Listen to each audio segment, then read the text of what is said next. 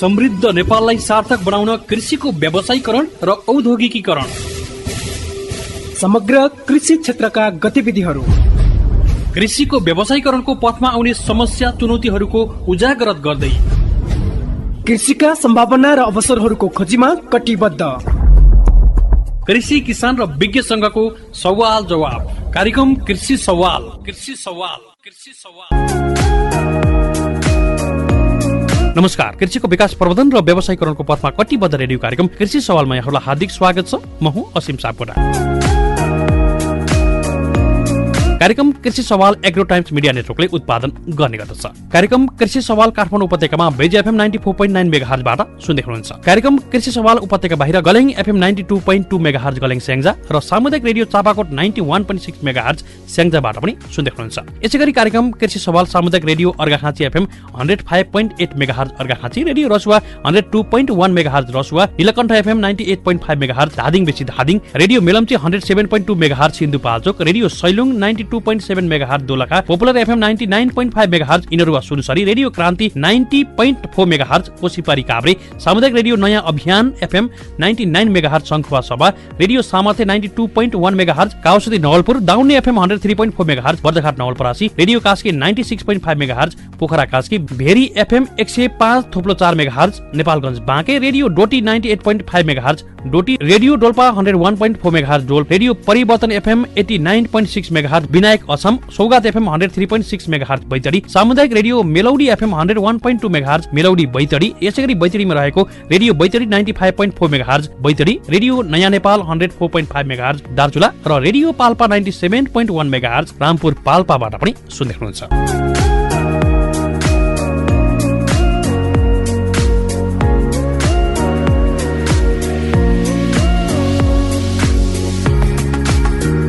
आज पनि हामी एउटा विशेष रूप यहाँहरूमा जाएका छौँ। आज हामीले विशेषतः रैथाने खानाको प्रबन्धनका कुराहरू गर्दैछौँ। हामीले हाम्रा धेरै चिजहरू बिस्तारै बिर्सिन थालेका छौँ। हाम्रा पुस्ताहरूलाई यिनै कुराहरू सिकाउनु हाम्रो आवश्यकता हो, अपरिहार्यता पनि हो र हाम्रा कुराहरूलाई पक्कै पनि जगेर्ना गर्नुपर्छ, संरक्षण गर्नुपर्छ भन्ने कुरा रहन्छ नै।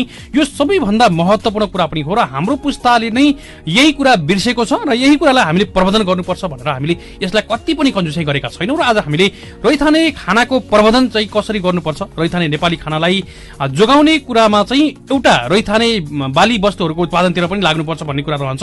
अर्को पाटोबाट चाहिँ विभिन्न परिकारहरूको विविधीकरण गर्दा चाहिँ यस्ता खानाहरूलाई जोगाउन सकिन्छ भन्ने खालको सन्देश आजको श्रृङ्खलामा दिने प्रयास गर्दैछौँ। र विभिन्न संस्थाहरूको आफ्नै महत्त्व छ, आफ्नै पहिचान छ र यो रैथाने खानाको प्रबन्धनको लागि लागिराखेका विभिन्न संस्थाहरूको भूमिकालाई आज हामीले जोड्ने प्रयास गर्दैछौँ। आज हामीले gastronomy tourism of association of Nepal विशेष गरी रैथाने खाना चाहिँ नेपालका विभिन्न रेस्टुरेन्टहरूको मेन्युहरूमा राख्नुपर्छ भन्ने खालको एउटा एसोसिएसनले चाहिँ यो खालको अभियान चलाएको छ विभिन्न ठाउँहरूमा। र हामीले यसका सचिव रमेश भण्डारीसँग हामी कुराकानी गर्ने प्रयास गर्दैछौँ र हामीले एउटा रैथाने खाना प्रबन्धन गरिराखेको न्यू भिजन रेस्टुरेन्टको जानकारीमूलक एउटा रिपोर्ट तयार पारेका छौँ। यो रिपोर्ट राख्छौँ, रिपोर्टभन्दा पछाडि पुनः आउँछौँ। आम बुझाइमा रैथाने खाना भन्नाले गाउँले खाना भन्ने बुझिन्थ्यो। पहिले यस्तो खानालाई व्यवस्था गरिन्थ्यो, तर सहरको चिल्लो पिरो लगायतका विभिन्न तयारी खानाले मान्छे बिरामी पर्न थालेपछि यस्ता गाउँले खाना पनि धेरैको रोजाइमा पर्न थालेका छन्। सहरको रेस्टुरेन्टमा ढिँडोले राज गर्दैछ। रैथाने खाना स्वस्थकर हुन्छ, यसको मौलिक स्वाद पनि हुने गर्छ। त्यसैले सहरवासीको लागि यस्ता खाना रोजाइमा परेको पनि हुन सक्छ। ग्यास्ट्रोनोमी टुरिज्म एसोसिएसन अफ नेपालले नेपालका विभिन्न ठाउँमा पाइने ठाउँ विशेषका विभिन्न बाली र उत्पादनलाई प्रबन्धन गर्दै विभिन्न ठाउँमा रहेका रेस्टुरेन्टहरूमा कम्तीमा पनि यस्ता 10वटा नेपाली खानाहरू समेत मेनुमा राख्नको लागि अभियान नै चलाउन लागेको छ। एसोसिएसनले काठमाडौँ उपत्यकाका विभिन्न रेस्टुरेन्टहरूमा नेपाली मौलिक खानाको स्वाद पुर्याउन र प्रबन्धन गर्न न्यू भिजन फुड क्याफे ढुङ्गे अड्डा काठमाडौँमा हरेक शुक्रबार र शनिबार नेपाली मौलिक खानाका परिकारहरू अर्थात् हिमाल पहाड तराईका विभिन्न जिल्लामा पाइने मौलिक खाना पस्किने तयारी गरिरहेको जानकारी गराउँदै हुनुहुन्छ ग्यास्ट्रोनोमी टुरिज्म एसोसिएसन अफ नेपालका सचिव रमेश भण्डारी। यस्ता खानाको प्रयोग र प्रबन्धन सबैले आफैले गर्नुपर्ने र हाम्रा नयाँ पुस्तालाई समेत मौलिक खानाको बारेमा जानकारी गराउनु पर्ने, सँगै हरेक रेस्टुरेन्टमा कम्तीमा 10% मौलिक खानाका परिकार मेनुमा राख्नुपर्ने विषयमा समेत भण्डारीको सुझाव छ। हिमाल पहाड तराई अथवा सातै प्रदेशको खाना मेन खाना हामीले समेट्ने कोसिस गरिरहेका छौँ। जस्तै हिमालबाट हामीले थेन्दुक राखेका छौँ भने तराईबाट घुङ्गी र तरुवा अहिले राखेका छौँ। पहाडबाट सिस्नो, काजी सुप यी खानाहरू हामीले अहिले राखेका छौँ र हाम्रो उद्देश्य चाहिँ के हो भने नेपाली मौलिक खाना मानव स्वास्थ्यको लागि सबैभन्दा मानव स्वास्थ्यको लागि हित गर्ने उत्तम खाना हो। यो परम्परा जुन ऋषि मुनिकालदेखि चल्दै आएका खानाहरूलाई चाहिँ हामीले जगेर्ना गर्नु छ। यो मौलिक खानाको लागि भावी पुस्ताको लागि पनि हामीले केही छोडेर जानुपर्ने छ। ग्यास्ट्रोनोमी टुरिज्म अफ नेपालले रैथाने खाना प्रबन्धनको लागि ल्याएको यो कार्यक्रम आफैमा सम्वाहक हो र यस्ता परिकारहरूलाई पनि हामीले हाम्रो संस्कार र रीतिरिवाज समेत झल्कने खानाहरूलाई ब्रान्डिङ र प्रबन्धन गर्न आफू लाग्ने कुरामा समेत न्यू भिजन रेस्टुरेन्ट लागि परिरहने रेस्टुरेन्टका सञ्चालक कमल महतको योजना छ। न्यू भिजन फुड क्याफेमा चाहिँ गेस्ट्रोनोमी टुरिज्मले यो कार्यक्रम गर्दैछ। प्रत्येक शुक्रबार शनिबार हामीले कार्यक्रम गर्दै आइरहेको छौँ। अब आउने दिनहरूमा हुँदै जान्छ हरेक उसमा। यहाँ चाहिँ हामीले खानाहरू नेपाली खानाहरू जस्तै सिस्नोको सुपहरू, अब मिथिला खानाहरू, घुङ्गीहरू, तरुवाहरू, यी विभिन्न आइटमका नेपाली खानाहरू चाहिँ प्रत्येक शुक्रबार शनिबार ग्राहकवर्गहरूले चाहिँ यहाँ टेस्ट गर्न पाउनुहुन्छ। अब त्यसको बारेमा राम्रो भयो भनेदेखि अरूलाई भन्नुहोस्, तपाईँहरू ग्राहकहरूले। यदि नराम्रो भयो भने सल्लाह सुझाव हाम्रो टिमहरूलाई दिनुहोस्। हामीले सुधार्नु पर्ने कामहरू हामी गर्छौँ। रैथाने बालीबाट बनेको पसिरो खानालाई दिउँसो नास्ता र खाजाका रूपमा प्रयोग गर्नुपर्ने र विद्यालयमा विद्यार्थीलाई दिवा खाजाका रूपमा पनि रैथाने बालीको प्रयोग गर्ने हो भने हाम्रा नयाँ पुस्तालाई राम्रो सन्देश जाने थियो। खासमा रैथाने बालीहरूको उत्पादनलाई नयाँ पुस्तामा छाउनको लागि यस्ता परिकारको विविधीकरण भने हुनु आवश्यक छ।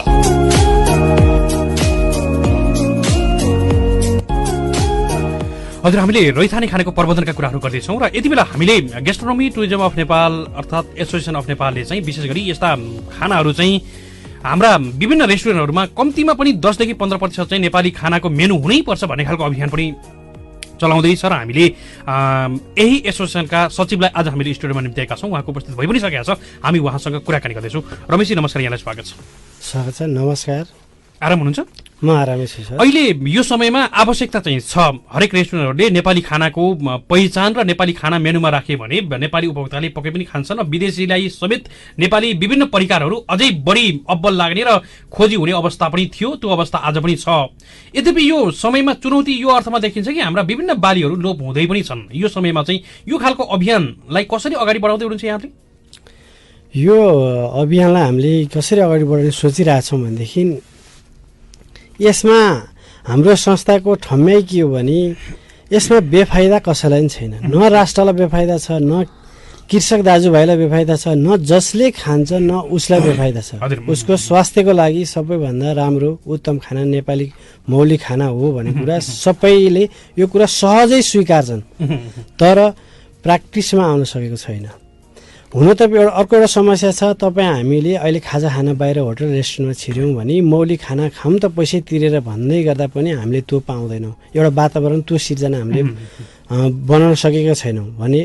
अर्को कुरा, हामीले जनमासमा हाम्रो आफ्नै नेपालीपनको बारेमा, आफ्नै संस्कारको बारेमा, आफ्नै खानपानको विषयमा हामीले चाहिँ बुझाउन चाहिँ काहीँ कन्जुसै भइरहेछ कि यसले गर्दा चाहिँ यो हामीलाई चाहिँ साथ नपाइरह हो कि अब परिवर्तन गर्नुपर्छ भनेर राज्यकोलाई ढोका ढक्ढको नि होइन, आफैबाट सुरु गर्नुपर्छ।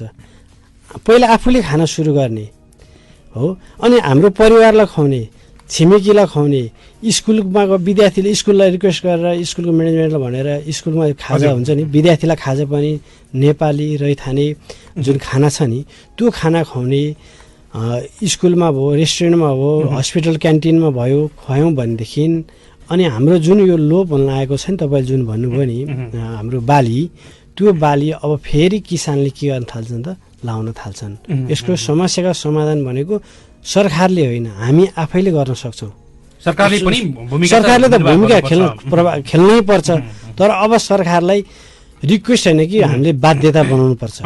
बाध्यता बनाउन सक्यौँ भने अनि एक तरह काम बन्छ भन्ने हाम्रो यो संस्थाको चाहिँ गेस्ट्रोनोमी टुरिज्म एसोसिएसनको ठम्याइ छ। जस्तो रमेश, मैले यहाँलाई रोकेँ, जस्तो अहिले हेर्ने भने चाहिँ बजारमा विभिन्न खालका परिकारहरू पाइन्छन्, त्यो पनि कृत्रिम खालका विभिन्न खालका रसायन पनि जोडेर, केमिकलहरू पनि मिसाइएर बनाइएका स्वादले आकर्षण गरेको छ। यद्यपि यो चाहिँ ठिक छैन है भन्ने खालको हाम्रा पुस्ताका आधा जतिले मूल्याङ्कन गर्नुभएको छ र अहिले यस्ता खालका खानाहरूको खोजी हुन थालिएको छ। यो आफैमा पनि सकारात्मक पक्ष हो र हामीले हाम्रा पुस्ताहरूलाई यही नै सिकाउनुपर्छ। यो अवस्था जोड्दै गर्दा चाहिँ अहिले यहाँहरूले केही ठाउँमा प्रयास गर्नुभएको छ। यहाँहरूको प्रयास चाहिँ कतिको सफल भएको छ अहिले? हामीले यो लगभग 4वटा रेस्टुरेन्टमा हामीले प्रोग्राम गऱ्यौँ। सबैभन्दा हाम्रो सन्तुष्ट चाहिँ केमा पाछौँ भनेदेखि जति पनि ग्राहक महानुभावहरूले के भन्नुभएको छ भने यो अभियान तपाईँहरू चाहिँ भएरै राम्रो चलोस् नचलोस् तर नछोड्नुहोस्, किनभने यो मानव स्वास्थ्यको लागि एकदम राम्रो कुरा छ। नेपाल र नेपालीको लागि फाइदाजनक छ। राम्रो कुरा सफल हुन टाइम लाग्छ भनेर उहाँहरूले हामीलाई चाहिँ के गर्नु भएको छ भने अरू चाहिँ यो अगाडि बढ्नलाई ऊर्जा दिइरहनु भएको छ।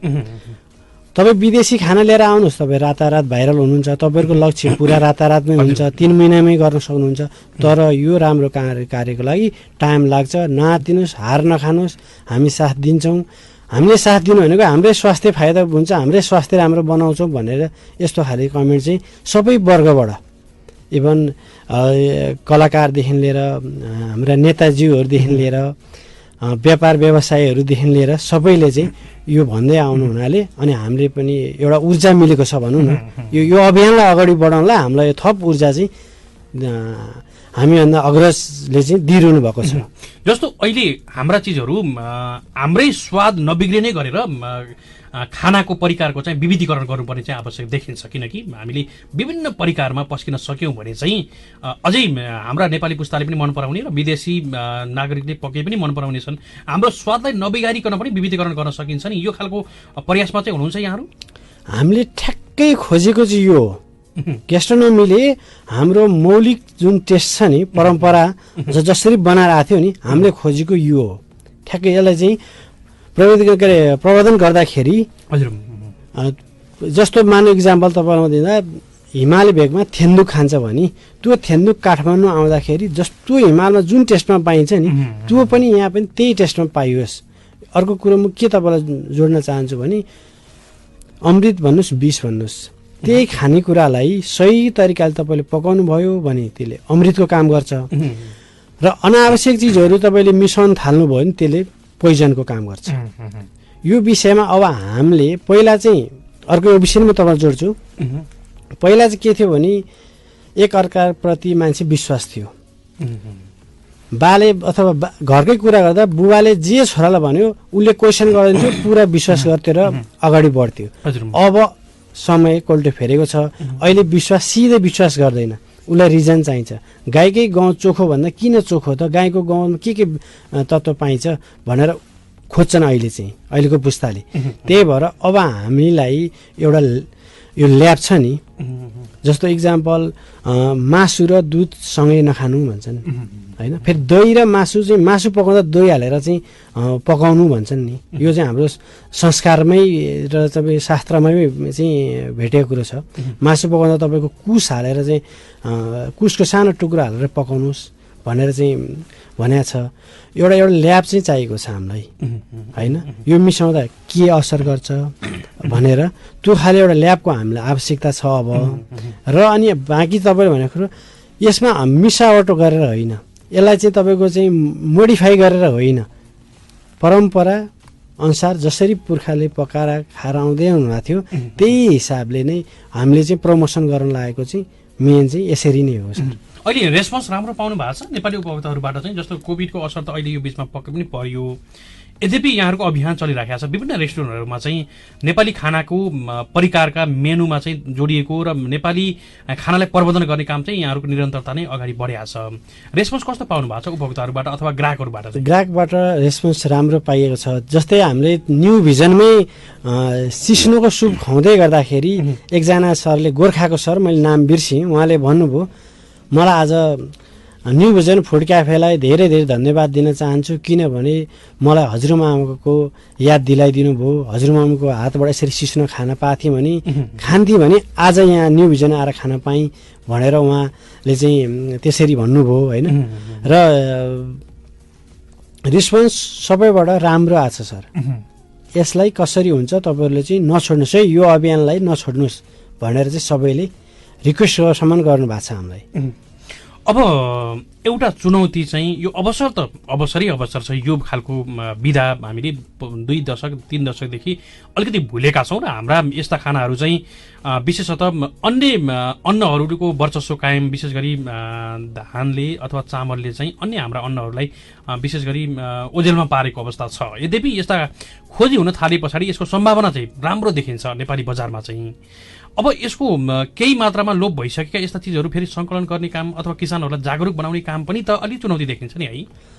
यो त यस्तो छ सर, चुनौती किन देखिन्छ भने उहाँहरूको मेहनत छ, त्यहाँ उहाँहरूको लगानी छ। त्यो लगानी नउठिसकेपछि त मान्छे हरेस खान्छ नि सर।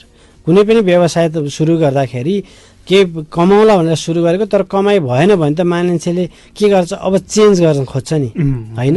हो यसकै लागि हो सर, गेस्ट्रोनोमीले त्यही भएर रैथाने खानालाई चाहिँ पहिलो प्राथमिकता दिएर अगाडि बढ्यो। कारण अब यसरी उहाँहरूले प्रडक्ट गरेको चिज हामीसँग जोडिएको छ रैथाने एग्रो प्रडक्ट्स होइन, उहाँहरूले लिएर आउनुहुन्छ।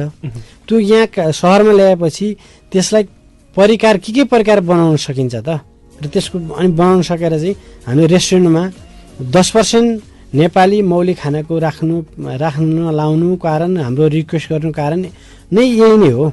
यो मौलिक जुन बाली छ नि, लोभ हुन आँटेको बालीलाई लोभ हुन नदिनु नै को एउटा चाहिँ अभियान पनि हो सर। अब रमेशजी जस्तो अहिले यहाँहरू लाग्नु भएको छ, यो एउटा एसोसिएसन नै गठन गरेर अगाडि बढ्नु भएको छ, यो अभियानमा अगाडि बढ्नु भएको छ। यो काम आफैमा पनि राम्रो छ र हामीले यही नै कुरा हाम्रा पुस्ताहरूलाई सिकाउनुपर्छ भन्ने खालको सन्देश यहाँहरूको भएको हुनाले पनि हामीले पनि प्रबन्धनको लागि विशेष गरी प्रचार प्रसारको लागि कन्जुसै कति पनि गर्ने छैनौँ। पक्कै पनि यहाँहरूको साथमा हामी पनि छौँ।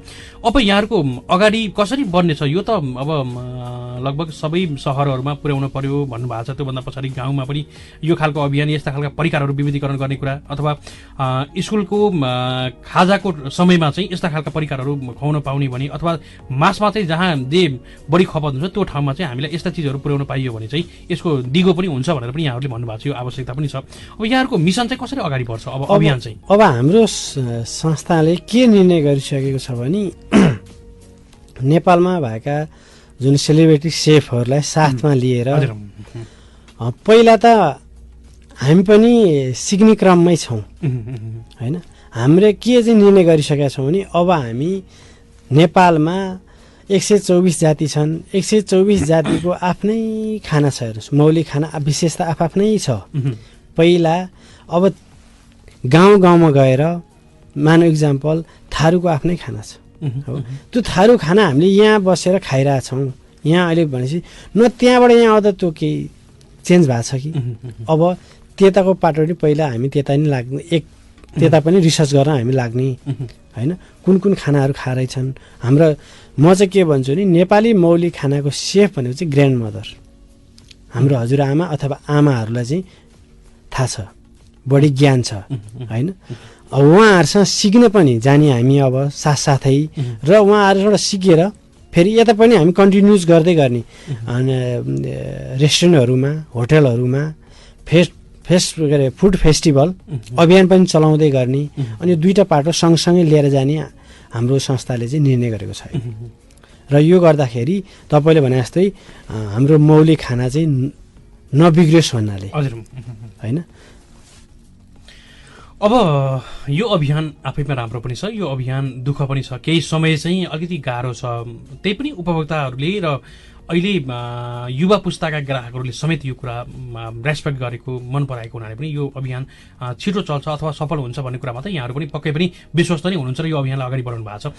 यद्यपि यो उत्पादनतिर पनि किसानहरूलाई जोडेर लान सक्ने अवस्थालाई पनि यहाँहरूले सोच्नु भएको छ, किनकि उत्पादन चाहिँ चाहियो नि त। जस्तो बजारमा अब ह्याबिट भइसके पछाडि ग्राहकहरूले खोजिसके पछाडि भोलिका दिनहरूमा यस्ता चिजहरू उत्पादन चाहिँ गर्नु पर्यो। उत्पादनको अवधारणालाई चाहिँ कसरी अगाडि बढाउँदै हुन्छ? यो चाहिँ हामीले गेस्ट्रोनोमीले चाहिँ के चाहिँ सोच बनाएका छौँ भनेदेखि अहिले पनि गाउँपालिकाले नगरपालिकाले कृषिमा अनुदान दिइरहेछ होइन त। अहिले मैले यसो युट्युबबाटै एउटा हेरेको, अन्नमा जौ चाहिँ सबैभन्दा मानव स्वास्थ्यको लागि राम्रो रहेछ। विश्वमा तपाईँको 4थो स्थानमा यो चाहिँ उत्पादन हुँदो रहेछ होइन। युरोप अमेरिकातिर चाहिँ जौ जौको बढी खपत हुन्छ बढी खपत हुँदो रहेछ होइन। हाम्रो नेपालमा चाहिँ बढी खपत कहाँ हुने भयो भन्दा पूजा कोठामा। यो पेटको अब पूजा कोठामा मात्रै होइन, पेट पूजा नि गराउनु पर्यो होइन। अरू यसको लागि चाहिँ के गर्नु लाग्यो भने गाउँपालिकासँग समन्वय गरेर रैथानेसँग मिलेर हामीले चाहिँ गाउँपालिकाले त अथवा केन्द्र सरकारले भन्नुहोस्, प्रदेश सरकारले, स्थानीय सरकारले त कृषिमा अनुदान दिइरहेछ हो। जुन लोप हुन आँटेको बाली छ नि, त्यो बालीको बिउ चाहिँ तिमीले चाहिँ राहतमा दिनु भनेर हामीले चाहिँ गाउँपालिकालाई, प्रदेश सरकारलाई चाहिँ रिक्वेस्ट गर्ने होइन। जब किसानलाई बिउ दिन्छन् नि, अनि त्यो किसानलाई हामीले के आश्वस्त पार्ने अथवा के ग्यारेन्टी गर्ने भने तपाईँले उत्पादन गरेको तपाईँ कति खपत गर्नुहुन्छ गर्नुहोस्, तपाईँ जति बिक्री गर्न चाहनुहुन्छ नि उत्पादनबाट बढी, त्यो उठाउने ग्यारेन्टी चाहिँ ग्यास्ट्रोनोमी र रैथाने मिलेर हामी ग्यारेन्टी गर्ने र उठाएर सहरमा ल्याएर त्यसको परिकार बनाएर हाम्रा सेफहरूलाई चाहिँ के परिकार बन्न सक्छ त त्यसबाट होइन, त्यो बनाउन लाएर यसरी खपत गर्ने हाम्रो योजना छ। अब रमेशजी, जस्तो जहाँ चुनौती बढी छ त्यहाँ चाहिँ अवसर पनि छ। अवसर नै यो क्षेत्रमा राम्रो देखिन्छ र यो पुस्ताले हामी एक दशकमा राम्रो काम गर्ने हो भने यो खालको अवस्थालाई फेरि हामीले क्रिएट गरेर चाहिँ हाम्रै यिनै परिकारलाई स्थापित गराउन सक्ने आधार चाहिँ देखिन्छ। यो हुँदै गर्दा एउटा खाद्य सुरक्षासँग जोडिएको विषय पनि भयो र अर्को पोषणसँग कुराकानी गर्दै गर्दा हामीले खाना त खाइराखेका छौँ, त्यो चिजबाट चाहिँ के पाइया छ, के प्राप्त भइराखेको छ मेरो स्वास्थ्यको लागि भन्ने खालको यो भित्रैदेखि सोच भएन अथवा भित्रैबाट जानकारी भइएन भने चाहिँ यो खालको अवेरनेस गर्न चाहिँ अझै गाह्रो पनि हुन्छ। जस्तो हरेकलाई चाहिँ मैले के खाइराखेको छु र त्यसबाट के पाइराखेको छ भन्ने खालको सन्देश नहुँदासम्म चाहिँ यो खालको अभियान सफल हुँदैन र यो आवश्यक पनि छ। जस्तो मैले के खाइराखेको छु, दिनभरि मैले के खान्छु, यसले चाहिँ मलाई मेरो शरीरको लागि, मेरो स्वास्थ्यको लागि के चाहिँ फाइदा भएको छ भन्ने खालको महसुस नगर्दासम्म चाहिँ त्यो अभियान पनि सफल हुँदैन जस्तो पनि लाग्छ।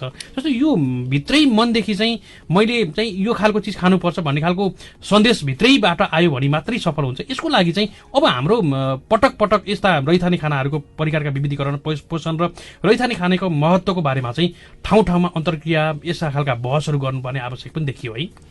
यो सबैभन्दा इम्पोर्टेन्ट यो कुरो सर, तपाईँ सही कुरो उठाउनु भयो। यहाँनिर के हो भनेदेखि यसको महत्त्व हामीले अहिले नै हामी चाहिँ रेस्टुरेन्टमा नेपाली मौलिक खाना भोलि होला नहोला त्यो हाम्रोसँग लेखाजोखा छैन।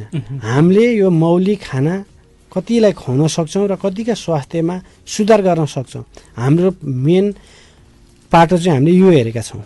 यसलाई मूल्य मान्यता राखेर हामी अगाडि बढिरहेका छौँ सर। अहिले जस्तो यहाँहरूको व्यावसायिक धारणा भन्दा पनि यो खालको अवेरनेसमा काम अथवा सबैलाई अवेरनेस गर्ने काममा लाग्नु भएको छ। रैथाने खाने प्रबन्धनका विषयहरूलाई यो काम आफैमा चुनौतीपूर्ण पनि छ र यो आवश्यक पनि छ, अपरिहार्यता पनि छ हामीले भनेका छौँ।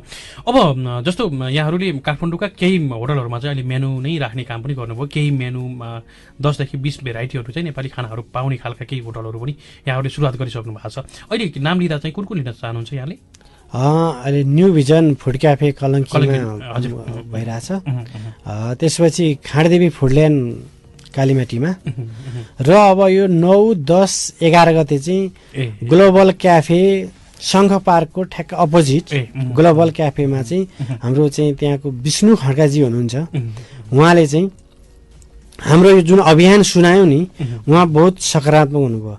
पैसा कमाउनु त राम्रै चिज बेचेर पैसा कमाउनु त होइन, किन विषय बेचेर पैसा कमाउने, अमृतै बेचेर पैसा कमाउनु त। यो नेपाली मौलिक खाना त अमृत हो, अमृतै खाएर हामी पैसा कमाउन सक्छौँ भनेर उहाँ चाहिँ बडो इच्छुक हुनुभयो। र उहाँले के भन्नु भने 9 गते, 10 गते, 11 गते 3 दिन प्रोग्राम गर्ने, 3 दिन नेपाली मौलिक खानालाई चाहिँ प्रमोसन गर्ने, बेच्ने र त्यसपछि प्रत्येक शुक्रबार शनिबार कन्टिन्युज गर्ने र बिचमा अब शुक्रबार शनिबार त कन्टिन्युज, अरू बार पनि अर्डर आयो भने उहाँले चाहिँ ग्राहक महानुभावलाई उपलब्ध गराइदिने भनेर वचनबद्धता गर्नुभएको छ।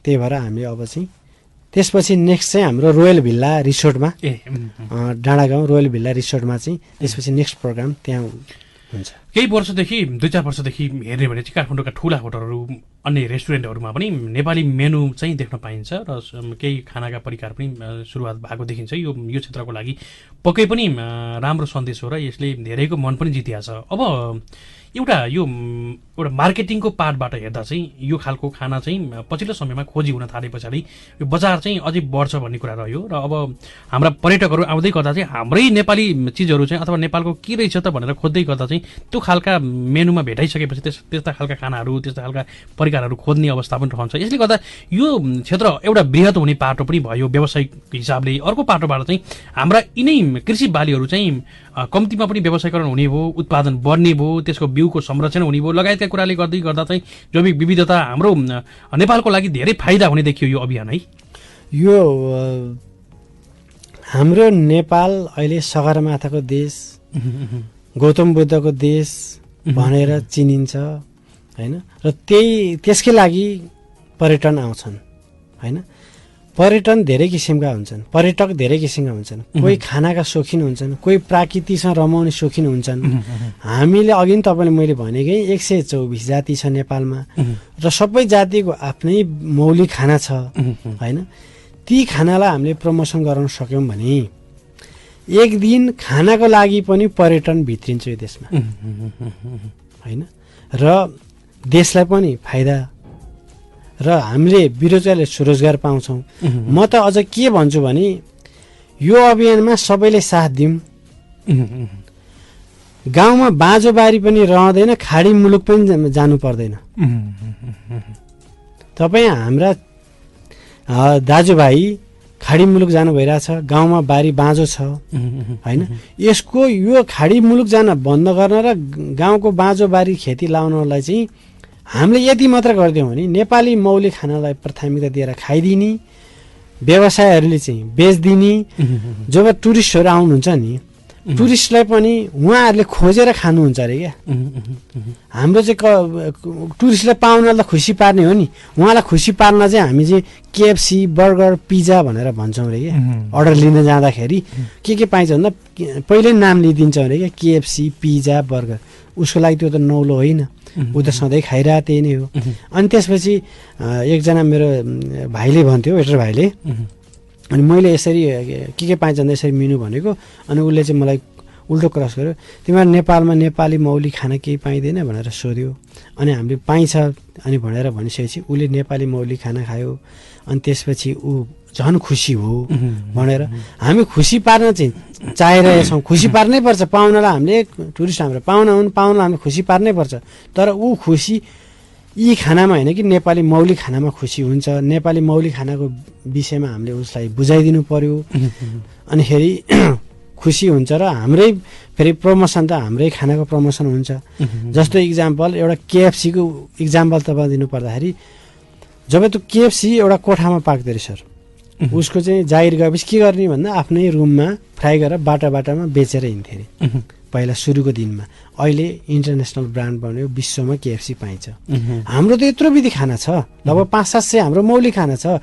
हामी यसलाई प्रमोसन गर्दै जाउँ न, इन्टरनेसनल खाना बन्न सक्ला नि त 2-4वटा। हाम्रो कोसिस चाहिँ के हो भने हामी थाक्नु भएन होइन, हामी नथाकौँ र हामी थाकेन भने भोलिको दिन हाम्रो खाना पनि इन्टरनेसनल ब्रान्ड बन्न सक्छ। र अहिले तपाईँ हेर्ने हो भने कुनै पनि रेस्टुरेन्टमा कुक अथवा सेफको भ्याकेन्सी छ भनेदेखि पहिल्यै इन्टरभ्यूमा उसलाई के सोधिन्छ भन्दा इन्डियन खाना आउँछ, इन्डियन सेफ हो, चाइनिज सेफ हो, कन्टिनेन्टल सेफ हो भनेर चाहिँ सोध्छन्। अब यसलाई हामीले चिरेर के गर्नु पर्ने छ भने तपाईँ नेपाली, तपाईँ यहाँ जागिर खान चाहनुहुन्छ, यहाँ सेफमा आउनुहुन्छ, तपाईँलाई नेपाली मौलिक खाना सेफ हो तपाईँ, यो बनाउने वातावरण बनाउनु छ हामीलाई। अनि त्यसपछि रोजगारको कुरा पनि आयो होइन सर। अनि जस्तो विदेशी खाना बेच्दा त सम्पूर्ण सामान त विदेशबाटै आउँछ नि। यहाँ जापानिज खाना बेच्यो भने ससहरू त यहाँ बनाउन सक्दैन, सरकार लागि परेको छ उनीहरूको। ससहरू सबै उताबाट आउँछ, र मेटल उताबाट आउँछ होइन। र उसको साटो हाम्रो आफ्नै मौलिक खानालाई प्रमोसन गरायो भने हाम्रो नेपालको अर्थतन्त्र पनि बलियो हुन्छ, सबैले रोजगार पनि पाउँछ, हाम्रो बाँझोबारी पनि रहँदैन।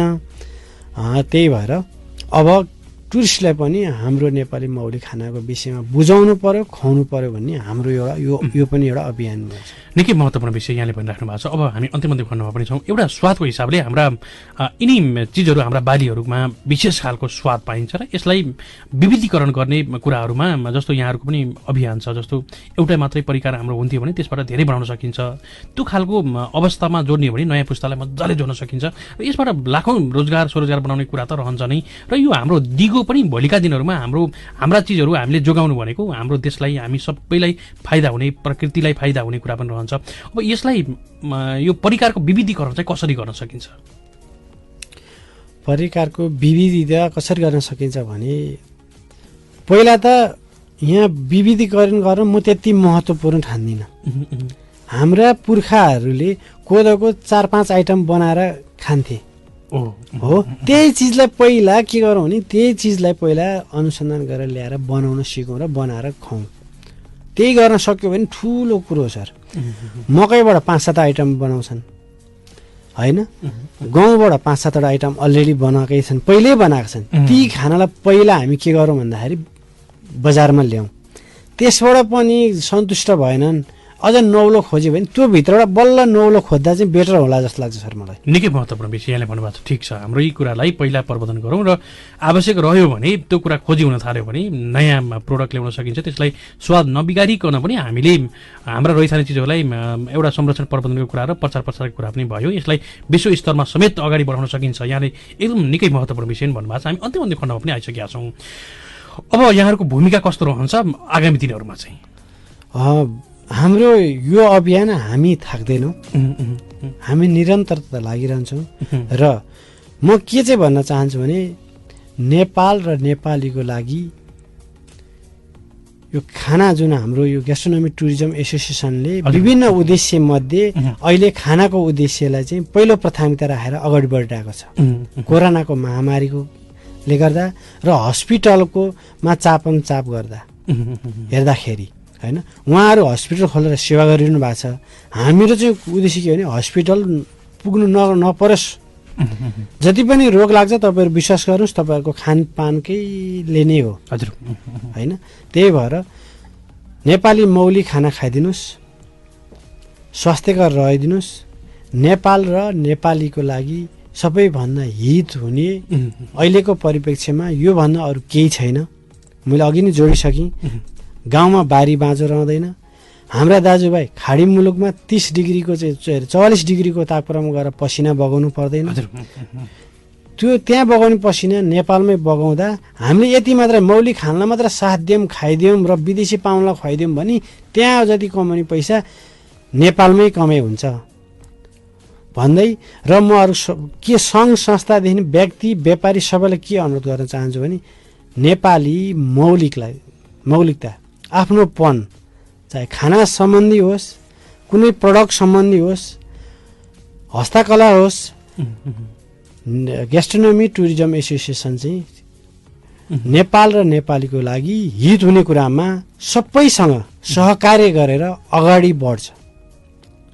यदि तपाईँहरू पनि यस अभियानमा, कोही साथीहरू खानाकै अभियानमा लाग्नु भएको छ, कोही कृषि अभियानमा लाग्नु भएको छ, जस्तै रैथाने एग्रो प्रोडक्ट हाम्रो तिलक सर हुनुहुन्छ, उहाँ चाहिँ नेपाली मौलिक बालीलाई चाहिँ संरक्षण गर्न लाग्नु भएको छ होइन। हामी उहाँसँगै छौँ अहिले। र एग्रो टाइम्स हाम्रो आसिम सर पनि यसकै कृषि पेसामै चाहिँ लागिरहनु भएको छ। हामी सबैजना, अरू कोही हामीसँग छुटेका कोही हुनुहुन्छ भने आउनुहोस्, हामी सबैसँगै सहकार्य गरेर अगाडि बढौँ, यो अभियानलाई सफल पारौँ भन्दै। हुन्छ, निकै महत्त्वपूर्ण विषय यहाँले भन्नु भएको छ। समय सकिसकेको छ। यहाँप्रति कृतज्ञ छौँ र यहाँलाई कृतज्ञता ज्ञापन गर्दै बिदा गर्न चाहन्छौँ। नमस्कार।